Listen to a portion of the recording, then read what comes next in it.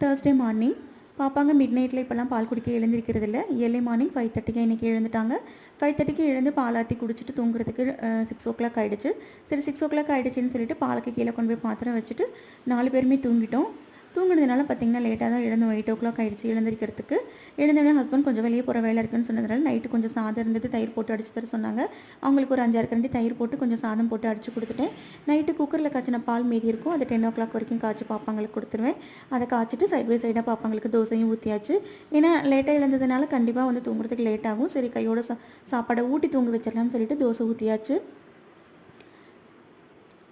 நேற்று ஈவினிங் தான் வந்து ஹஸ்பண்ட் வந்து கொஞ்சம் ஃப்ரூட்ஸ் வாங்கிட்டு வந்தாங்க. கிரேப்ஸு, ஆப்பிள் கொடுத்து பாப்பாங்களுக்கு ரொம்ப நாள் ஆகுது. அதனால் நைட்டே வந்து பாதாம் ஊற வச்சுருப்பேன். ஆப்பிளில் போட்டு அரைக்கிறதுக்கு. நைட்டு பாதாம் ஊற வைக்க மறந்துட்டேன். அதனால் காலையில் தான் ஒரு 15 போல் பாதாம் ஊற வச்சேன்.